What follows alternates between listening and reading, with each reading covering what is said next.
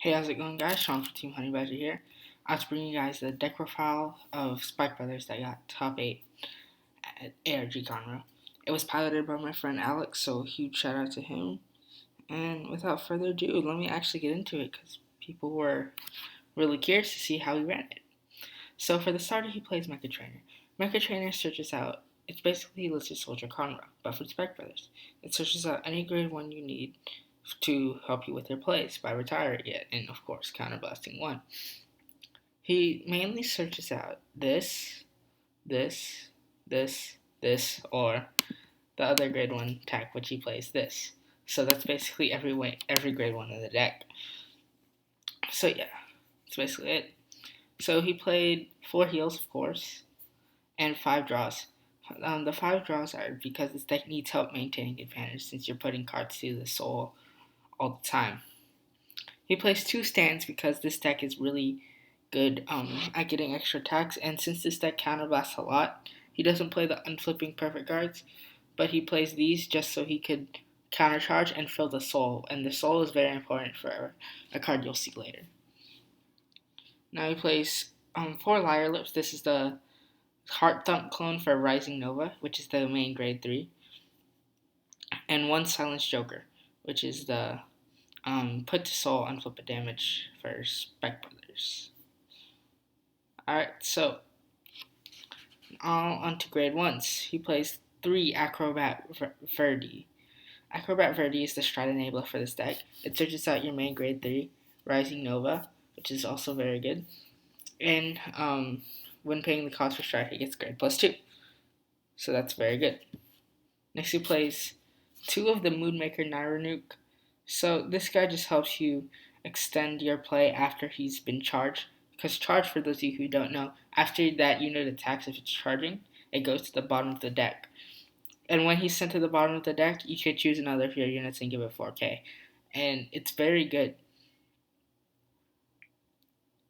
because you could add power to cards that are going to be attacking or restanding. Cards that restand like this, Fog Raider. So when your unit with the charge ability is placed on the same column as this unit, you may, if you have a Vanguard with Rising, you may stand this unit. Since 9 times out of 10 you're going to be riding Rising, this shouldn't be a problem, and this helps you get a booster for your combo play, which I will show you the card that sets it up. Next he plays 4 Perfect Guards. This is the Charge Perfect Guard. It still has a standard Perfect Guard effect, but when it hits a Vanguard, if this unit is charging, you could return it to the hand by discarding a card. So you just use it to put the pressure. What you see, he said, if my opponent sees this drop a Perfect Guard, they're kind of inclined to guard it more, which costs them more cards. And for the last grade 1, he plays 1 Air Element Twitter Run. So this is basically the card that fights grade 2 game. If you have a grade 3 Vanguard, your opponent has a grade 2, if they didn't ride, you put it to the G zone face up, and it counts as a unit. So that's why most of the cards you'll see in this deck are GB1, because he doesn't play the stall game. If your opponent's playing, which he almost did to me, but he damage checked it, fortunately for me, he'll just search it out with the Mecha Trainer and get his GB1 skills early, which could be very devastating to your opponent. Now on to grade 2s, he plays 12.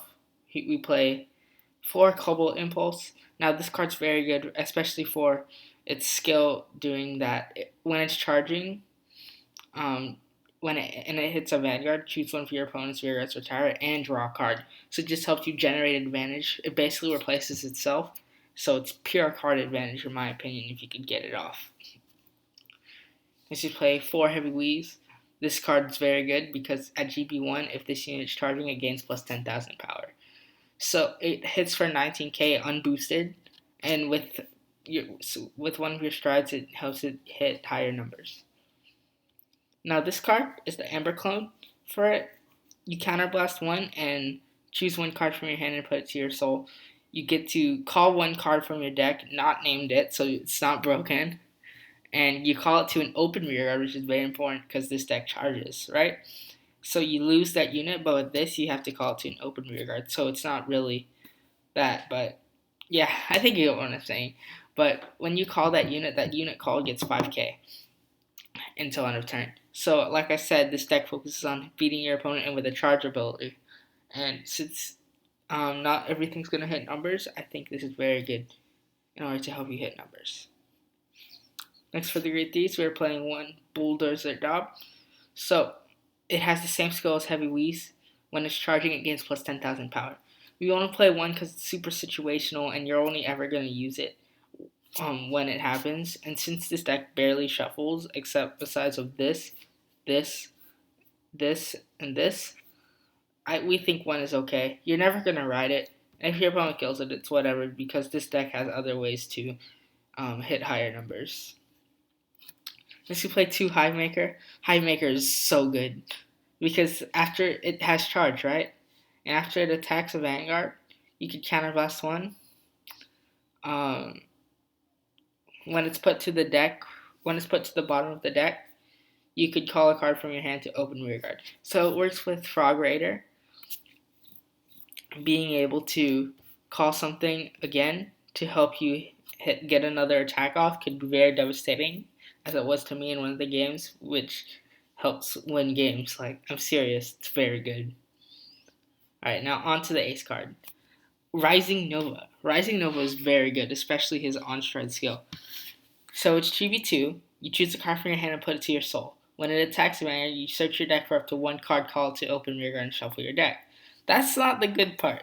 The good part is when any of your G units strides, you counterblast one and it attacks. You counterblast one, put a card from your hand to the soul. You search your deck for any card called to your rearguard and gains plus 5k. So you could deck thin a grade 3, or you could call whatever you need. You could call out this. We could call out this to help you get your counter charge going. Just basically whatever you want. It's great. Next for the G zone, we are playing one Godly Speed Flash Bruise. So it's just a standard on-hit effect. You put a card from your soul. When it hits a Vanguard, you search your deck for a card against 5k. Nothing too special. Next we play 2 Dhampir Lily, and then it gets, when it hits a Vanguard, you call a card from your hand to rearguard if it has charge. It gets plus 5k, and when it's put to the bottom of the deck, you draw a card.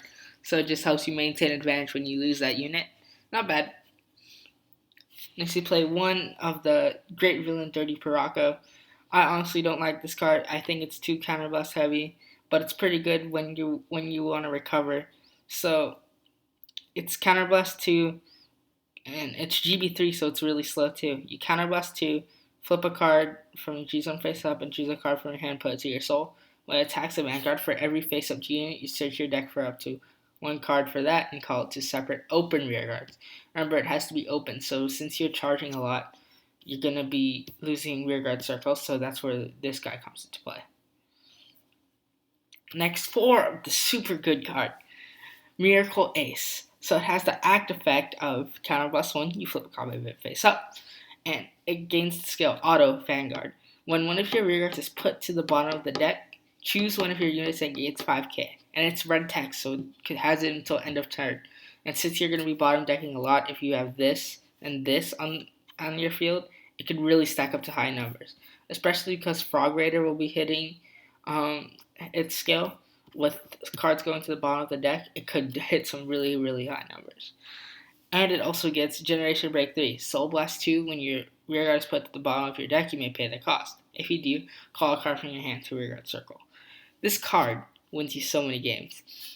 Like, since most of your units are charged, or something like this, this could basically make this a free cost and just give the 5k to a unit. But since you're building up so much soul with this, your crit trigger for that matter, and this, it could definitely really, really end games fast. So anyway, guys, that's the deck profile. I know I did pretty brief deck profile on this one because I don't know much how to play this deck, but I really, really like it. I've played a few games with it. It's very good, and I highly recommend you guys to try Alex's build out. So anyway, guys, thank you all for watching, and I'll see you all next time. Bye.